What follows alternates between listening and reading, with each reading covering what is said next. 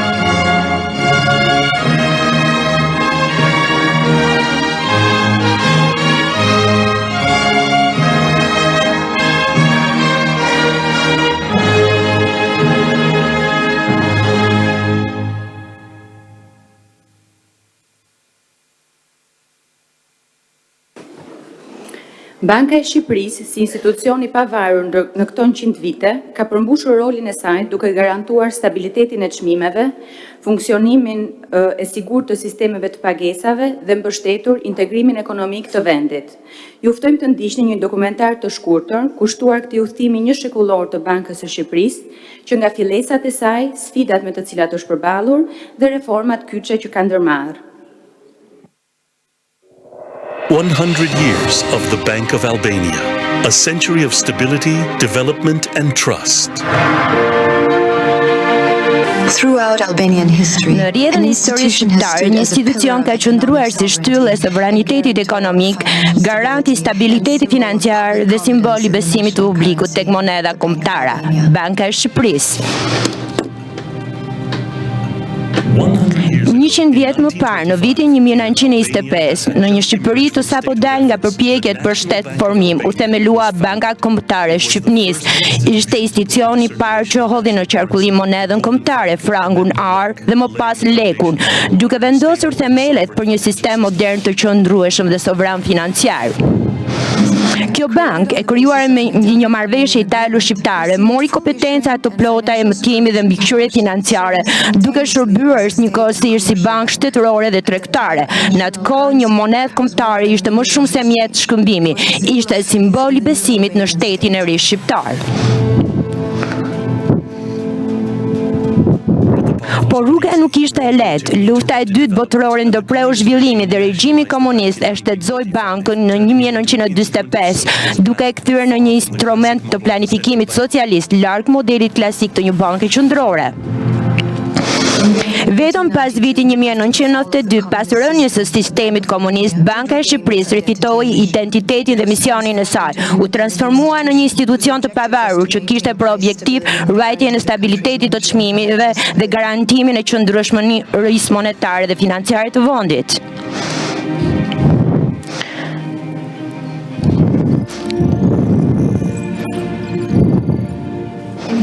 Në funksion të këtij misioni, Banka e Shqipërisë ndërtoi e konsolidoi politikën monetare të pavarur, duke përdorur një sër instrumentesh bashkëkohor, normën bazë të interesit për të orientuar inflacionet, operacionet në tregun e hapur për të menaxhuar likuiditetin, rezervat minimale të detyrueshme për të ndikuar kreditdhënien dhe një regjim fleksibël të kursit të këmbimit. Për të përthithur tronditet e jashtme, përveç funksioneve monetare, ajo u bë rregullator dhe mbikëqyrëse e sistemit bankar, duke garantuar kursimet e shqiptarëve dhe siguruar që bankat funksionojnë sipas standardeve të qeverisjes së mirë likuiditetit e menaxhimit të rrezikut. Banka e Shqipërisë ka ruajtur me shumë sukses stabilitetin financiar në momentet më kritike të tranzicionit, duke garantuar vazhdimsinë e sistemit financiar dhe pasurinë kombëtare monetare. Në dekadat e fundit, Banka e Shqipërisë ka luajtur një rol kyç në procesin e integrimit evropian, duke përqafuar reformat strukturore, harmonizuar legjislacionin financiar me standardet e BE-s dhe forcuar kapacitetet institucionale në përputhje me sistemin. Një nga arritjet madhore është përfshirja e Shqipërisë në sistemin evropian të pagesave SEPA, që u finalizua në tetor 2025, pikërisht në 100 vjetorin e krijimit të saj. Ky moment përfshir Shqipërinë në rrjetin e pagesave evropiane, duke i dhënë qytetarëve dhe bizneseve një akses më të lehtë dhe efikas në tregjet ndërkombëtare.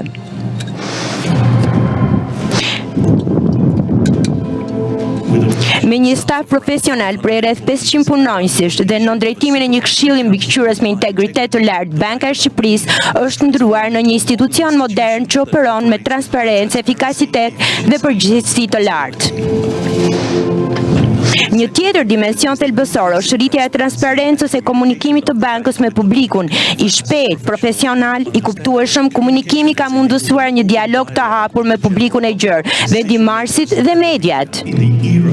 Në epokën e shoqërisë së informacionit, Banka e Shqipërisë ka ndërtuar një model komunikimi përmes të cilit mesazhi shkon shpejt tek publiku, duke rritur në maksimum besueshmërinë tek individët, sipërmarrjet, familjet dhe tek partnerët ndërkombëtar.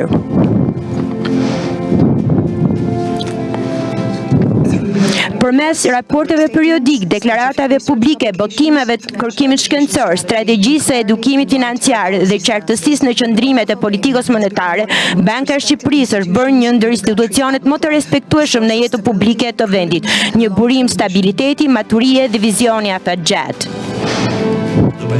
Autoriteti emëtuesi të vetëm të monedhës kombëtare vendos Banka e Shqipërisë në zemër të sistemit monetar shqiptar, duke garantuar jo vetëm qarkullimin e qëndrueshëm të paras, por edhe besimin e publikut në këtë mjet shkëmbimi.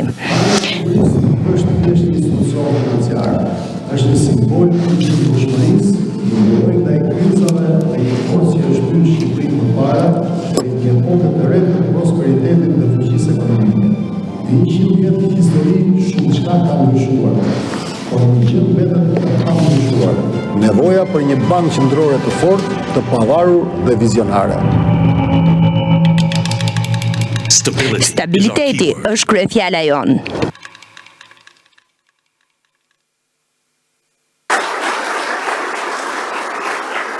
Dhe tani kam kënaqësinë të ftoj guvernatorin e Bankës së Shqipërisë, zotin Gent Sejko, për fjalën përshëndetëse.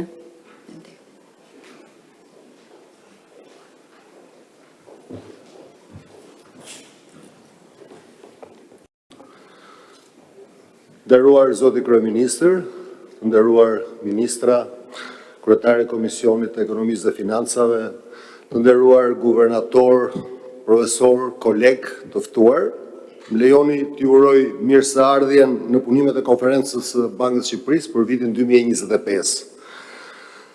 Kjo është një konferencë e veçantë për ne në fakt.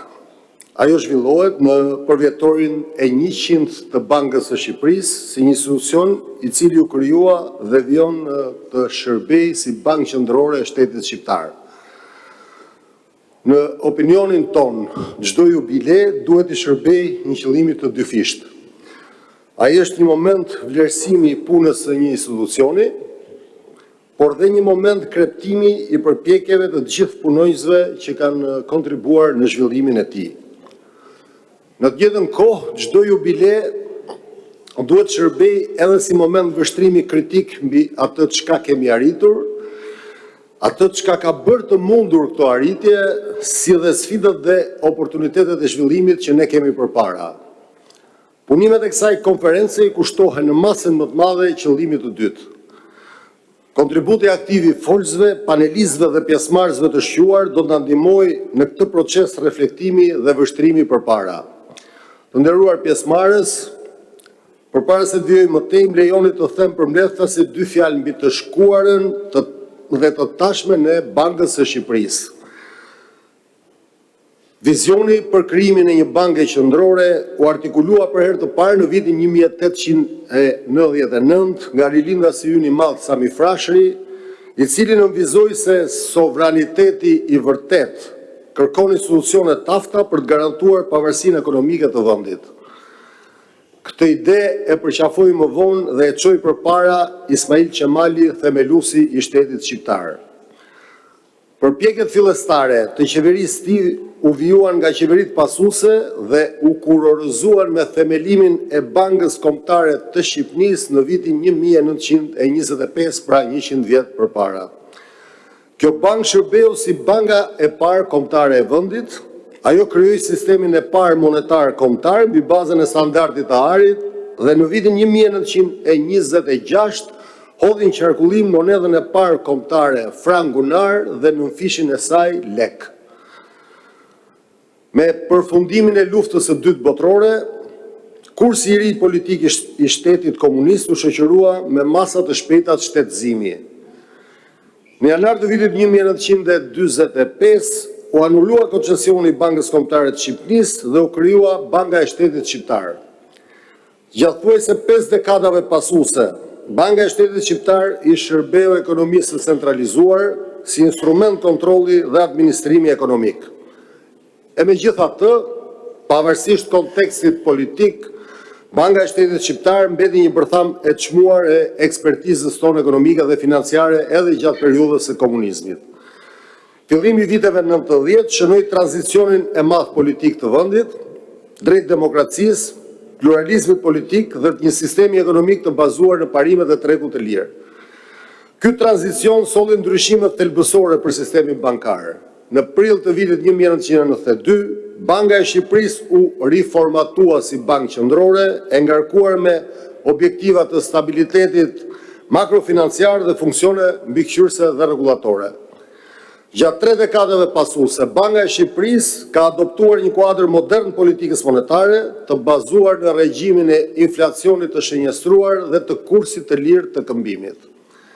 Po ashtu Banka e Shqipërisë ka arritur një shkallë të lartë konvergjence me normat mbikëqyrëse dhe praktikat rregullatore të Bashkimit Evropian, ka ndihmuar në zhvillimin e tregjeve financiare, ka ndërtuar një sistem eficient pagesash, ka investuar në edukimin financiar, si dhe ka ndërtuar një proces efektiv dialogu me partnerët vendaset huaj dhe publikun e gjerë. Në terma sasior, një dëshmi direkte e arritjeve të Bankës Shqipërisë është edhe progresi ekonomik dhe financiar i vendit gjatë 3 dekadave të fundit. Pavarësisht luhatjeve dhe goditjeve jo të pakta që ne kemi përjetuar, ekonomia shqiptare ka shënuar një rritje mesatare vjetore, prej 4.3% gjatë këtij horizonti kohor, ka njohur një rritje të të ardhurave mesatare për frym nga $670 dikur në 11.000 euro sot, si dhe ka patur një nivel mesatar inflacioni prej 3.1%, norm kjo mjaft e afërt me objektivin ton të inflacionit prej 3%. Po ashtu në të njëjtin horizont kohor, pra gjatë 3 dekadave, stoku i kredisë për sektorin privat është rritur më shumë se 100 fish, stoku i depozitave është rritur me 35 herë duke arritur në vlerën e 18 miliard euro, ndërsa rezerva valutore e Bankës Shqipërisë është rritur nga $318 milion dikur në 7 miliard euro sot. Në terma cilësor, një dëshmi po aq domethënëse e përmbushjes së misionit të saj është fakti se me përjashtim të turbulencave politike dhe sociale të vitit 1997, ekonomia shqiptare nuk ka njohur krizat mirëfillta financiare apo krizat të bilancit pagesave. Përkundrazi, besimi i investitorëve vendase të huaj, sistemi financiar shqiptar ka ardhur në rritje. Kjo dëshmohet nga rritja e investimeve të huaja, nga rritja e besimit të publikut në monedhën vendase dhe institucionet financiare shqiptare, si dhe nga reduktimi i primave të rrezikut. Së fundi, një dëshmi tjetër e stadit zhvillimit Bankës së Shqipërisë është dhe partneriteti i gjerë që ajo ka me një sër organizatash ndërkombëtare. Banka e Shqipërisë është anëtare me drejta të plota e institucioneve të Bretton Woodsit, Fondit Monetar Ndërkombëtar dhe Bankës Botërore dhe gjithashtu e Bankës Ndërkombëtare të Rregullimeve BIS Basel. Po ashtu Banka e Shqipërisë ka një proces të strukturuar dialogu me Komisionin Evropian, një kuadër të gjerë bashkëpunimi me Bankën Qendrore Evropiane, sidomos në fushën e mbikëqyrjes bankare dhe të sistemeve të pagesave, një seri projektesh binjakëzimi me Banka Qendrore të Eurozonës dhe një rrjet të gjerë marrëveshjes bashkëpunimi me institucionet homologe rajonale. Të nderuar të ftuar, historia e një institucioni mund të analizohet bazuar në burime historike, por ajo është gjithashtu produkt i punës dhe vendimeve tona të përbashkëta të përditshme. Në këtë kontekst, më lejoni ta kthej vështrimin nga ardhmja, duke u ndalur në vizionin, misionin dhe politikat që do të udhëheqin aktivitetin e Bankës së Shqipërisë në dekadën e ardhshme. Vizioni ynë për të ardhmen është një bankë qendrore moderne, e cila aplikon praktikat më të mira ndërkombëtare, e afër për përmbushur misionin e saj, si dhe denjë për qenë anëtare e sistemit evropian të bankave qendrore. Vënia një dhe këtij vizioni kërkon një mandat të qartë dhe të fokusuar në ruajtjen e stabilitetit të çmimeve. Paralelisht, por jo në konflikt me të, Banka e Shqipërisë duhet vijojë të punojë për promovimin e stabilitetit të përgjithshëm financiar të vendit. Së fundi, Banka e Shqipërisë duhet vijojë të kontribuojë në zhvillimin e tregjeve monetare në përgjithësi dhe të sistemeve të pagesave në veçanti. Përmbushja e këtyre objektivave ndihmon në gjenerimin e një ambienti financiar të qetë, transparent dhe eficient, duke mbështetur rritjen e mirëqenies afatgjatë të shoqërisë. Në këtë kontekst, gjejmë vend të theksoj se zgjerimi i mandatit të bankave qendrore me objektiva të tjera, për adresimin e cilave këto banka nuk kanë legitimitetin, kapacitetin apo instrumentet e duhura, përherë të gjenerojë konflikte në vendimarrje, të dëmtojë kredibilitetin dhe të jetë kundërproduktiv. Për te mandatit, bankat qendrore duhet kenë një kuadër të qartë e konsistent politikash për arritjen e objektivave, një gamë të gjerë instrumentesh për zbatimin e këtyre politikave, dhe në këtë kontekst gjithashtu më lejoni të theksoj dy momente të rëndësishme. Së pari në drejtim politikës monetare. Banka e Shqipërisë gjykon se kuadri i saj aktual, regjimi i inflacionit të shënjestruar dhe i kursit të lirë të këmbimit afron një strategji optimale për ruajtjen e stabilitetit të çmimeve, stabilizimin e aktivitetit ekonomik dhe adresimin me kosto minimale të goditjeve. Nga njëra anë, regjimi i inflacionit të shënjestruar ofron rrugën më direkte dhe efektive për kontrollin e inflacionit, nga ana tjetër, regjimi i kursit të lirë të këmbimit shërben si stabilizator automatik i goditjeve, rrit fleksibilitetin e politikës monetare dhe fiskale, si dhe i mundëson Bankës Shqipërisë të ushtrojë rolin e huadhënësit të instancës së fundit, si një garanci serioze për stabilitetin financiar të vendit. Ky regjim i politikës monetare ka rezultuar i suksesshëm gjatë 3 dekadave të fundit. I zhvilluar dhe i sofistikuar më tej, ky regjim do të shërbejë ekonomisë shqiptare në procesin e antarësimit e të konvergjencës me standardet e Bashkimit Evropian edhe në të ardhmen.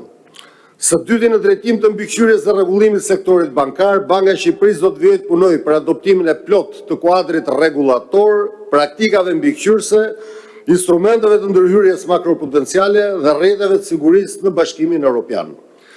Duke qëndruar në këtë temë, dëshiroj të theksoj se sektori bankar ka qenë dhe do të mbetet shtylla kryesore e sistemit ton financiar.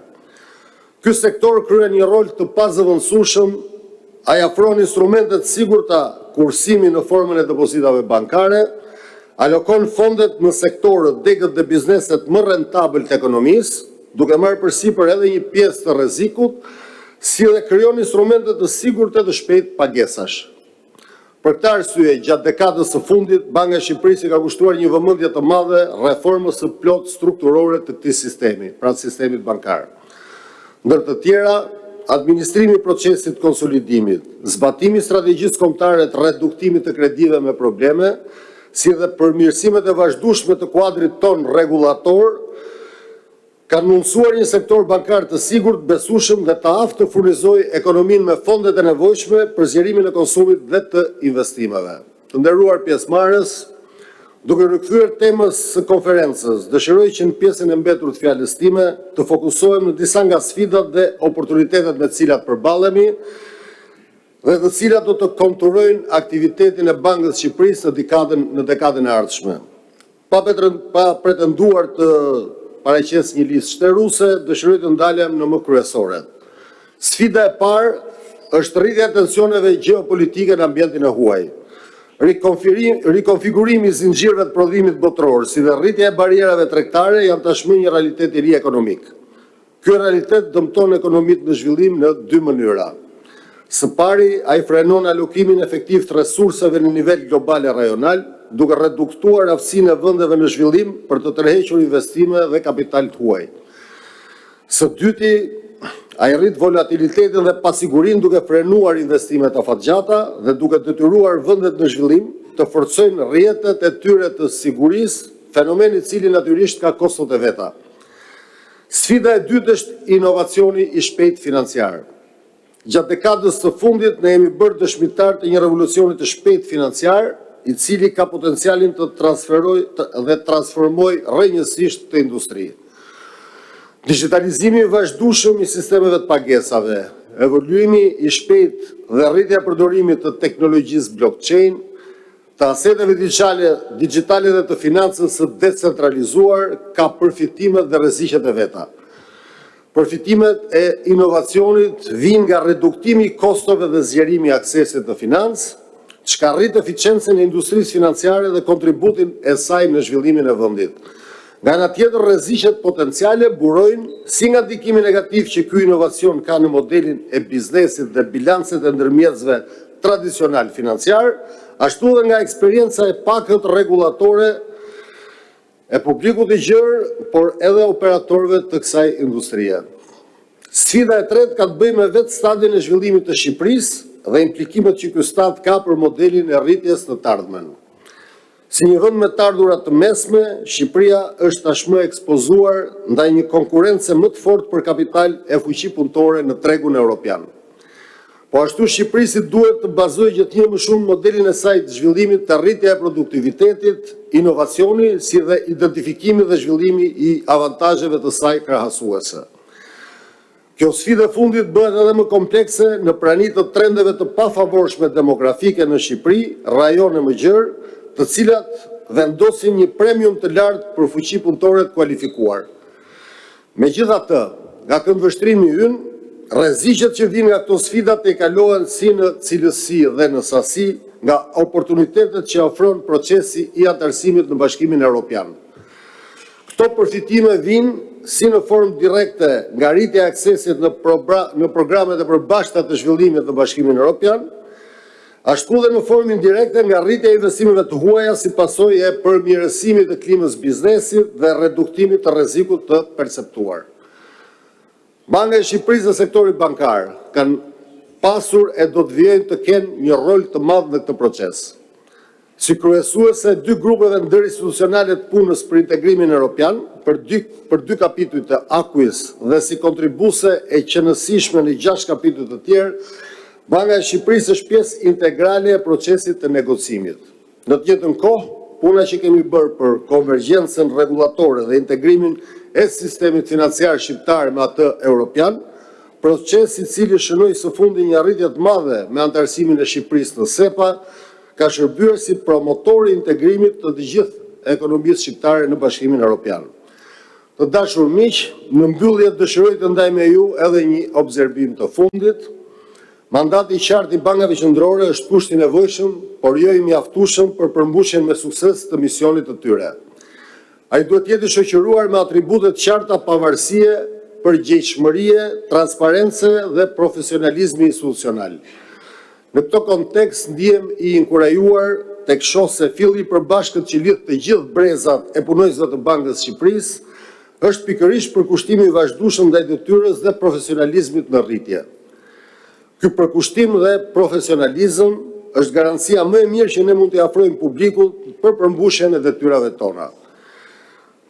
Duke ju falenderuar edhe një herë për prezencën tuaj në këtë konferencë, ju nkërajoj për një pjesëmarrje sa më aktive dhe një shkëmbim sa më të hapur të sinqert opinionesh dhe idesh gjatë ditës sotme. Ju falenderit gjithëve.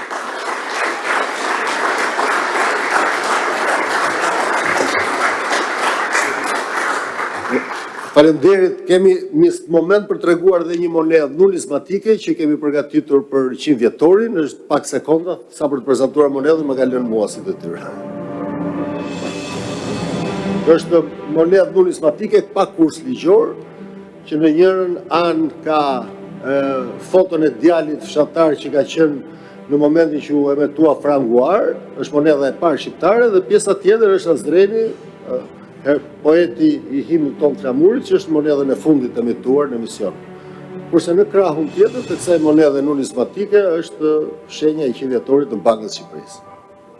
Nëse do t'ju japim një dhuratë të kësaj monedhe numizmatike të gjithë si të ftuar dhe bashkëpunëtorët tanë.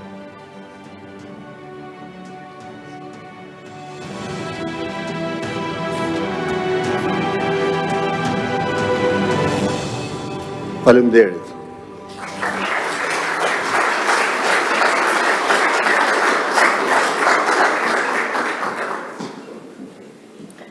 Në këtë 100 vjetor, roli i Bankës së Shqipërisë në stabilitetin makroekonomik të vendit dhe në rrugtimin e Shqipërisë drejt integrimit evropian është vlerësuar me nota pozitive dhe nga institucionet ndërkombëtare. Ju ftoj të ndjekim 2 videomesazhe përkatësisht nga zonja Christine Lagarde, presidente e Bankës Qendrore Evropiane, dhe zonja Kristalina Georgieva, drejtore e përgjithshme e Fondit Monetar Ndërkombëtar.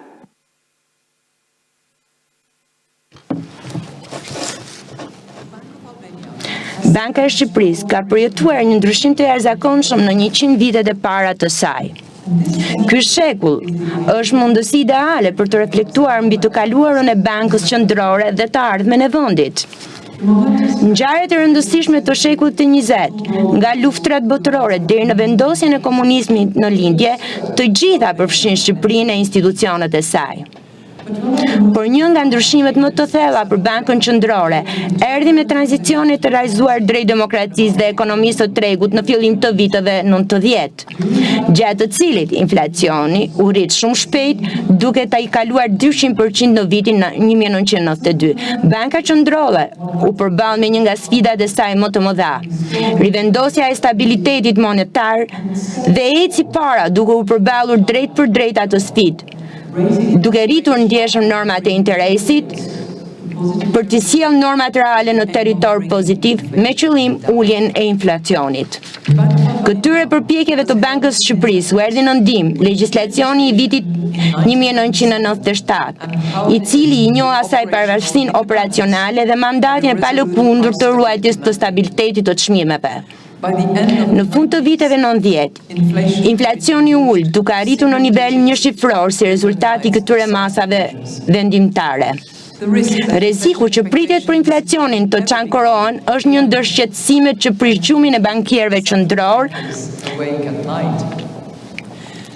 dhe ky rrezik është më akut në vende si Shqipëria, ku kujtimet e hiperinflacionit i përkasin të kaluarës jo shumë të largët. Por fal besueshmërisë institucionale të arritur nga veprimet e ndërmarra nga Banka e Shqipërisë dhe kuadrit të saj të shënjestrimit të inflacionit, një normale e re u shfaq kur në shekullin e 21 inflacioni shënoi një mesatare midis 2 dhe 3%, që nga fillimi i mijëvjeçarit deri në periudhën e pandemisë. Megjithatë, kjo nuk do të thotë se këto ishin vite të lehtë, as pak. Shqipëria përjetoi goditje gjatë kësaj periudhe. Për shembull, kriza financiare globale i la bankat e mëdha me kapital të huaj në vend me një nivel të lartë të kredive me probleme. Pavarësisht kësaj, Shqipëria doli më e fortë nga këto sfida, pjesërisht falë veprimeve të Bankës Qendrore për të ruajtur stabilitetin financiar ndër vite. Ajo miratoi rregullorat për shtesat e kapitalit, për raportimin e mbulimit me likuiditet, për t'u afruar më shumë me parimet e Basel III dhe me standardet prudenciale të Bashkimit Evropian. Gjithashtu, në fillim të këtij viti ka nisur zbatimi i masave makroprudenciale për të kontrolluar rreziqet e mundshme që mund të vinë nga tregu i banesave. Suksesi i Bankës së Shqipërisë pasqyron suksesin më të gjerë të vendit në dekadat e fundit. Në vitin 95, PBB-ja për frym ishte më pak se 15% e mesatarës së Bashkimit Evropian në terma të fuqisë blerëse. Ndërsa sot, ky tregues është më shumë se dyfishuar në 35%, duke ofruar potencial për të rritur më tej.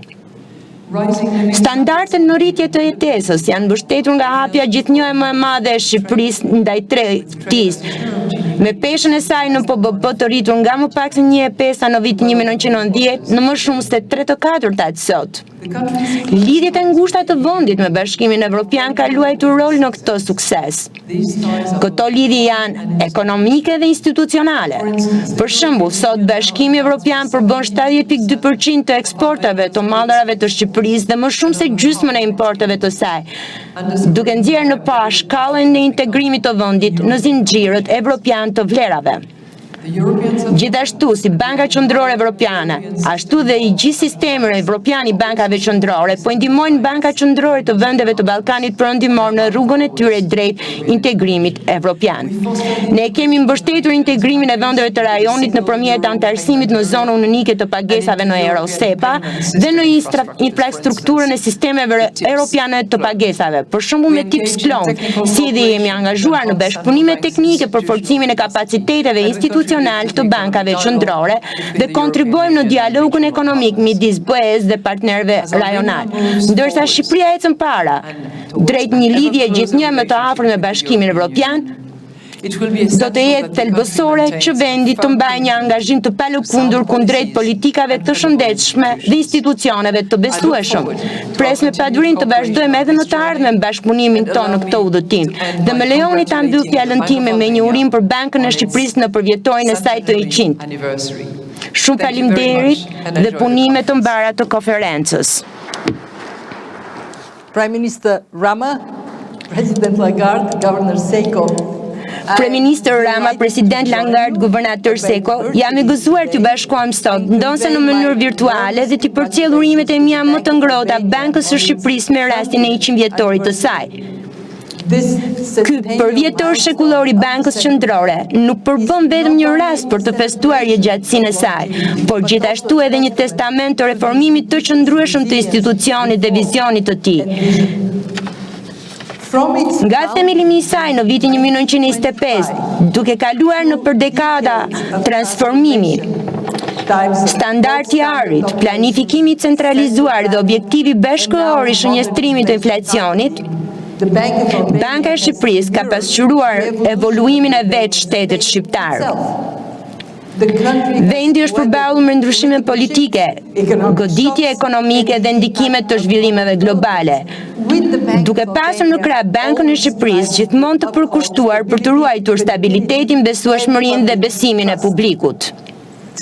Sot, Shqipëria renditet midis vendeve me rritjen ekonomike më të shpejtë në Evropë. Bravo! Testamenti i progresit të palëkundur dhe qëndrueshmërisë së saj gjithnjë në rritje. Në këtë arritje, Banka e Shqipërisë ka luajtur një rol kyç, fal angazhimit të palëkundur ndaj politikës monetare të qëndrueshme, kuadrit rregullativ të kujdesshëm dhe transparencës institucionale. Ky përkushtim i palëkundur ka shërbuar si ankor e Shqipërisë në kohë turbulencash, duke forcuar stabilitetin financiar dhe besimin e publikut, si reagimi pas krizës financiare globale ndaj rritjes së kredive me probleme apo ndërmarrja e operacioneve të shpejta dhe të shënjestruara monetare gjatë pandemisë. Në këtë mënyrë, banka ka hedhur një themel të fortë për rritjen ekonomike dhe qëndrueshmërinë e vendit. Rrugtimi i Shqipërisë na ofron një mësim kyç. Pavarësia e bankave qendrore është shumë më tepër se një teknikalitet formal. Ajo është gur themeli i qëndrueshmërisë kombëtare. Bankat qendrore të pavarura janë të pozicionuar më mirë për të ruajtur stabilitetin financiar, mbrojtur integritetin financiar dhe për të përgjigjur në mënyrë efektive krizave. Përvoja e Shqipërisë e ilustron qartë këtë realitet, me implikime për të gjitha bankat qendrore kudo në botë. Por pavarësia nuk mund të merret si e mirëqenë. Ajo duhet mbrojtur dhe kultivuar. Kjo kërkon kuadër ligjor të fortë, mandat të qartë dhe kulturë të transparencës, llogaridhënies dhe komunikimit të hapur me publikun. Gjithashtu ajo kërkon mirëkuptimin dhe mbështetjen e publikut, pasi pavarësi nuk do të thotë izolim, por do të veprosh në interes të publikut me profesionalizëm dhe integritet. Me vështrimin nga ardhmja, Shqipëria përballet me sfida të tilla si fragmentimi gjeopolitik në rritje, transformimi i shpejt digjital, roli i inteligjencës artificiale dhe zhvendosje demografike. Shqipëria është vendosur të bashkohet Bashkimit Evropian dhe ka bërë përparime të qëndrueshëm drejt këtij objektivi. Në këtë kontekst, Banka e Shqipërisë ka një rol thelbësor të përkushtuar dhe me vizion të qartë në këtë rrugë sfiduese, për të mbështetur vendin në shfrytëzimin e mundësive që ofron anëtarësimi në një periudhë transformimi të thellë në ekonominë globale. FMN-ja do të vijojë të jetë partnere pa lëkundur në këtë udhëtim, duke mbështetur Shqipërinë me këshilla lidhur me politikat, kërkimin dhe zhvillimin e kapaciteteve. Së bashku mund të forcojmë institucionet, të çojmë para reformat dhe të ndërtojmë një të ardhme të qëndrueshme. Dhe një urime për këto arritje të jashtëzakonshme. Ju uroj një konferencë të suksesshme dhe frymëzuese. Faleminderit.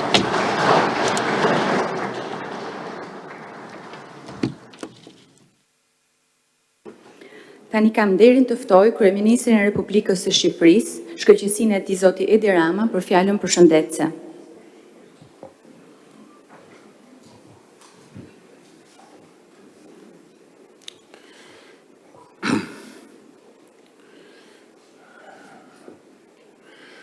Përshëndetje në radhë parë të gjithë miqve që kanë ardhur nga jashtë kufive për të asistuar në këtë moment të rëndësishëm të jetës së Bankës së Shqipërisë. Dhe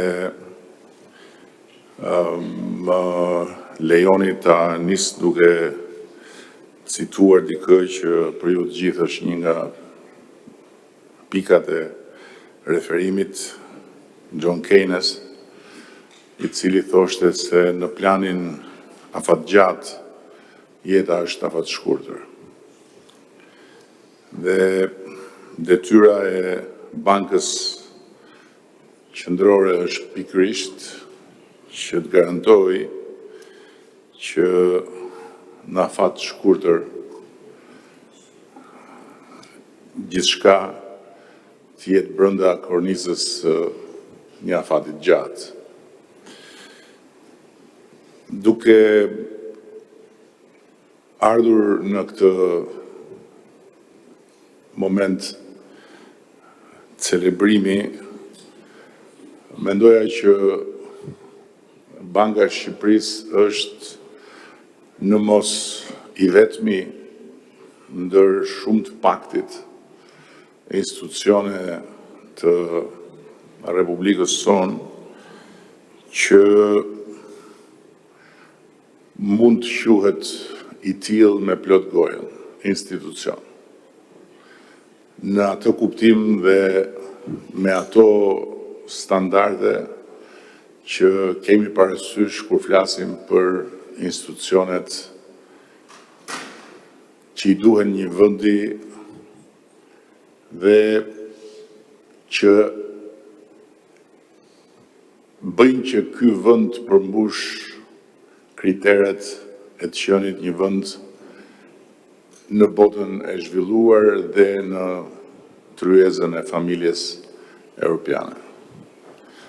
Nuk është e lehtë të thuhet e njëjta gjë për plot institucionet tjera, të cilat janë me plot gojën në formim e sipër. Dhe do t'ishte vërtet e dobishme që historia e zhvillimit dhe e përpjekjeve të Bankës Shqipërisë për të formësuar dhe për të konsoliduar si institucion të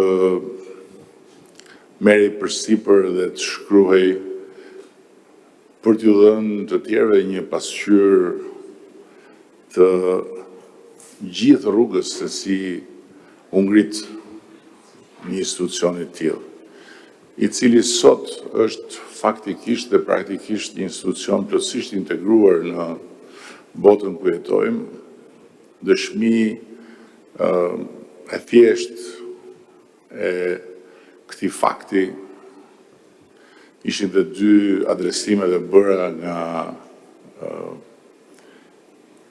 dy personalitete që përfaqësojnë drejt për drejt botën e zhvilluar në të cilën operon një institucion si Banka e Shqipërisë. Dhe për hir të vërtetës, nuk është se Banka e Shqipërisë ka një histori më të gjatë se sa qeveria e Shqipërisë apo se sa disa institucione të tjera. Ishte pikërisht në vitin 1913 kur mendimën e austriakëve Ismail Qemali gati sa nuk e krijoi Bankën e Shqipërisë. Ai tha se e them me lavdërim se puna e bankës për Shqipërinë është një deklaratë e dytë pavarësie. Këtë herë një pavarësi ekonomiko-politike. Por përpjekja u ndërpre brutalisht brenda disa muajsh nga lufta e dytë botërore dhe u desh që të kalonin 12 vjet të tjera nga ai moment që Shqipëria të kishte bankën e vet qendrore. Megjithatë, fara e mbjell në 1913 bëri që Banka e Shqipërisë të lindte dhe edhe pse historia edhe me Bankën e Shqipërisë nuk ka qenë bujare ashtu si kundër edhe me gjithë institucionet e tjera, e përsëris që për arsye që do duhej të studioheshin dhe të shpjegoheshin në mënyrë shtërruese, ky është një institucion që na përfaqëson si një model i asaj që duhet të jenë institucionet e pavarura të vendit. 50 vjet më parë, kur Bashkimi Evropian ishte një eksperiment i ri, nëse mund të thuhet, Banka Qendrore e Suedisë organizoi një konferencë ndërkombëtare, ku shtroi e njëjta pyetje që ne bëjmë sot dhe shtroi e njëjta sfidë që ne kemi sot. Bankat qendrore përballë sfidës së integrimit dhe cilat janë detyrat e tyre. Guvernatori atëhershëm i Bankës Qendrore të Suedisë, Per Asbrink, parashikoi se pak nga pak roli i bankave do të ndryshonte, duke mos qenë vetëm ruajtëse të ekuilibrave të brendshëm dhe komardare e fundit e shpëtimit të qeverive përpara krizave. Sipas fjalës tij në atë kohë, bankat qendrore ishin të destinuara të bëheshin gjithmonë më përcaktuese në ekuilibrat e gjerë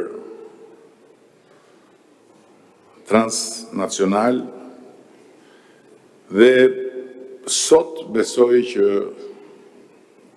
kjo profeci e guvernatorit të atëhershëm të Bankës Qendrore të Suedisë është më e prekshme dhe më reale se kur, pasi politikat monetare të ndjekura nga bankat qendrore natyrisht sipas peshës edhe influencës tyre në skenën e madhe globale, kanë pasoja që shkojnë shumë larg kufive kombëtare. Sot Banka e Shqipërisë hyn në shekullin e saj të dytë dhe gjendet në një hartë krejt të re nga harta ku ajo u vendos në fillim të shekullit saj të parë. Pas pandemisë globale, luftës në Europë, dallgëve inflacioniste, sot jemi të gjithë të vetëdijshëm se politika monetare nuk matet më vetëm me normën bazë, por matet detyrimisht edhe me pritshmëritë. Dhe sot normalizimi do të thotë shumë më tepër se sa përdorimi i mekanizmit të normës bazë, pasi do të thotë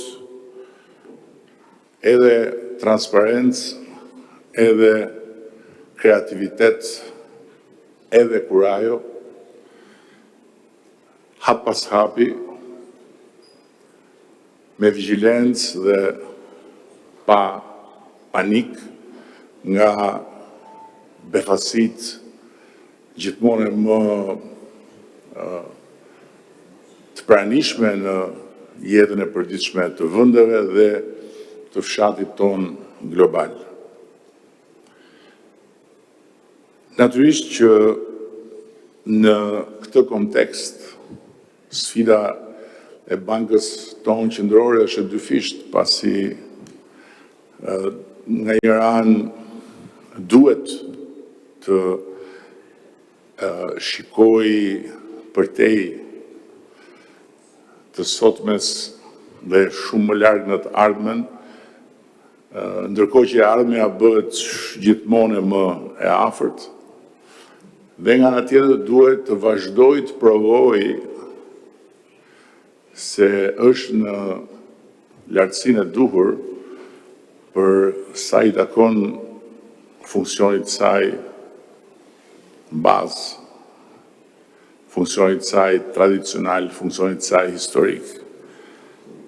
Dhe në ndërkohë që ne përpiqemi që të gjithë së bashku të hedhim sa më shpejt hapat e procesit të antarësimit, duke menduar çdo ditë se si ta mbajmë ritmin e lartë ku kemi hyrë me hapjen e një pasnjëshme të kapitujve, të grup kapitujve, dhe duke u përpjekur të kuptojmë se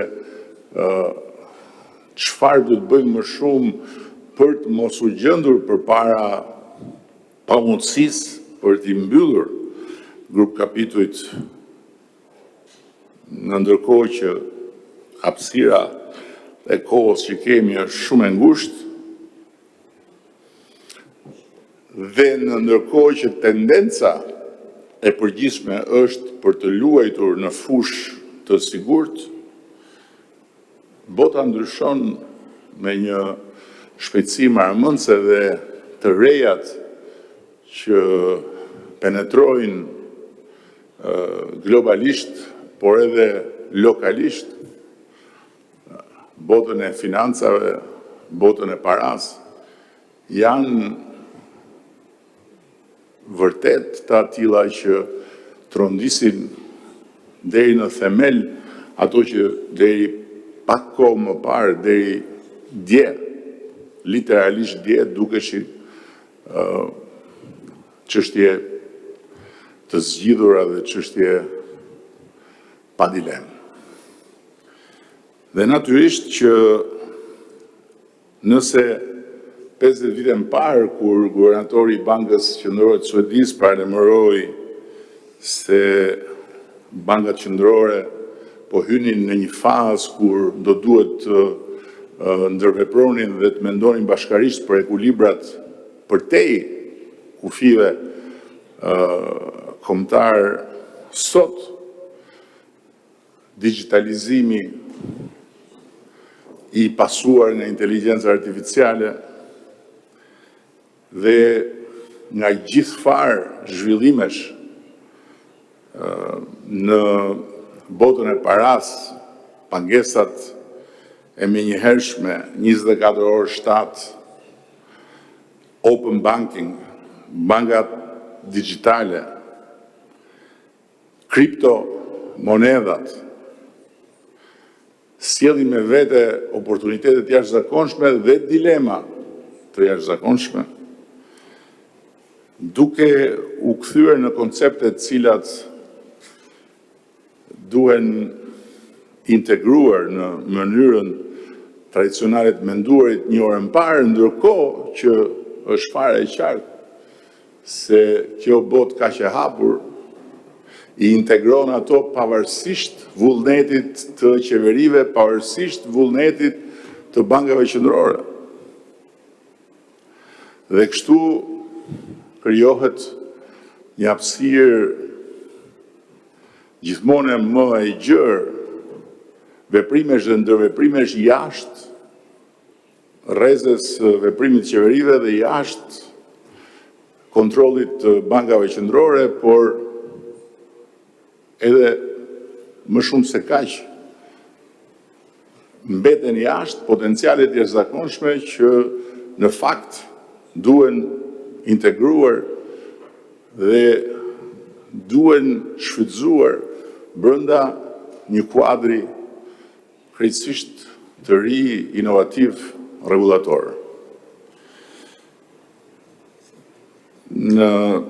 Ka qenë rreth 200 vjet më parë kur dikush njeri i mençur tha se paraja nuk e menaxhon dot veten.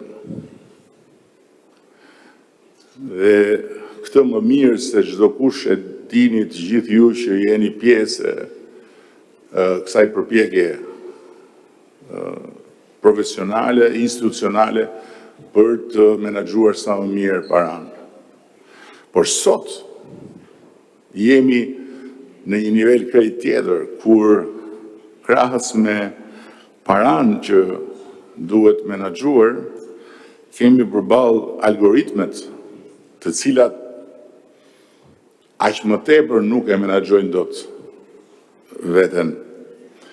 Dhe eksaktësisht për këtë arsye, krahas politikës monetare duhen mekanizma të ri kontrolli në funksion të menaxhimit të algoritmeve, por duhet dhe një mendje shumë më e hapur për t'i përqafuar këto fakte të reja të imponuara nga zhvillime të cilat tani më ne nuk i kontrollojmë dot, por duhet bëjmë çmos që të mos na kontrollojnë. Nuk dua të marr kohë dhe të flas gjatë për herë të parë që unë marr pjesë në takime të tilla, fjalimi i guvernatorit ishte i gjatë. Edhe kur ul aty tha, sot fola më gjatë se çdo e tjetër, po ishin 100 vjet.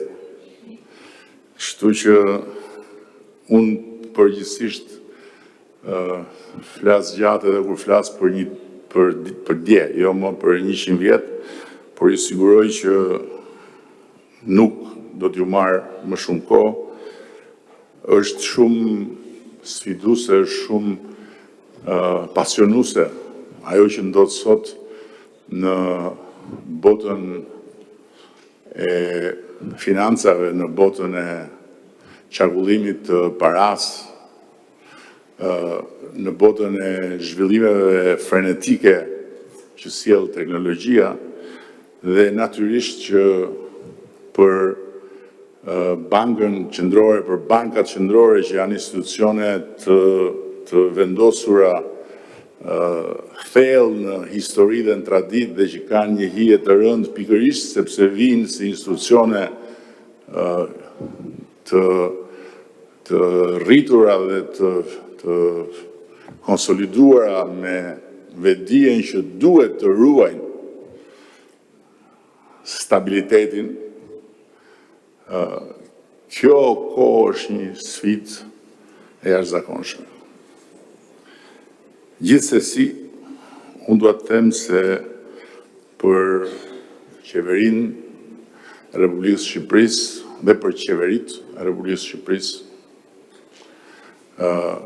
pa bërë dallime, është vërtet fat që kanë mundësinë të punojnë në një mjedis ku është kjo bankë qendrore, e cila ka kaluar krizat e veta, posaçërisht krizën e kalimit nga diktatura dhe ekonomia e centralizuar në hapësirën e lirë të ekonomisë të tregut dhe të mungesës plot të institucioneve, kur faktikisht Shqipëria u bë një shembull tragjik i daljes nga kontrolli totalisht të paras me skemat piramidale, por që pas këtaj e ka marrë veten më së miri dhe ka ditur më së miri të lundroj në detin nga njëherë të trazuar të financave, pikërisht për shkak të influencës së krizave të ardhura nga jashtë kufive të vendit. Nga ana tjetër, dua shumë të shpresoj dhe të besoj që Banka Qendrore ashtu si kundër ka kapacitetet që të qetësoj edhe që të garantoj duke pas krijuar një besim që nuk është një besim tipik në opinionin publik shqiptar lidhur me institucionet, do të mundet që edhe të inovoj, edhe të shoh me kurajo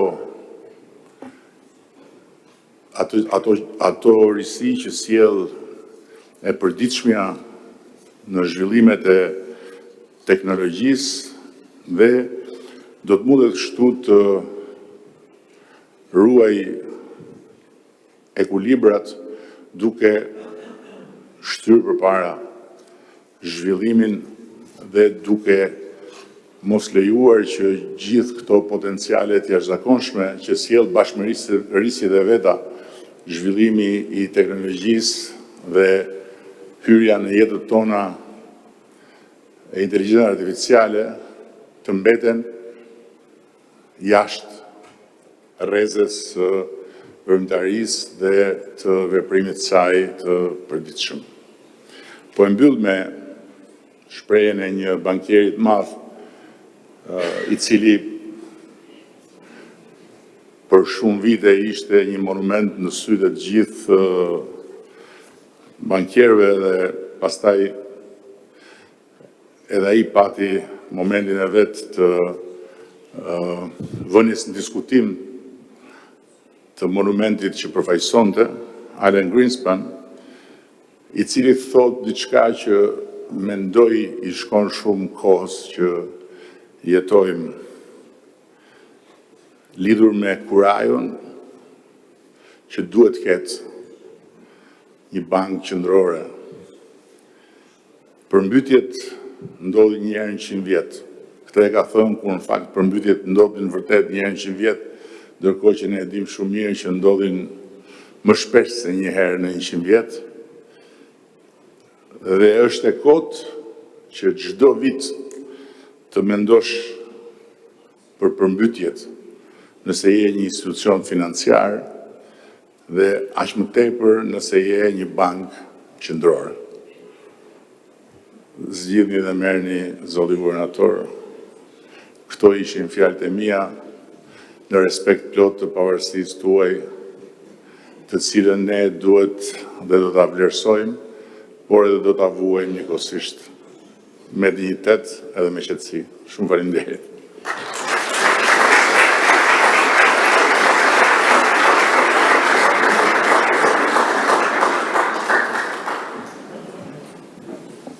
Faleminderit zoti kryeministër. Tani më lejoni të ftoj të gjithë panelistët dhe folësit e kësaj konference për një fotogrupi e cila do realizohet në ambientet e jashtme të bankës. Më pas do vijojnë punimet e me një pushim të shkurtër prej 15 minutash dhe do të vijojnë punimet e konferencës. Faleminderit.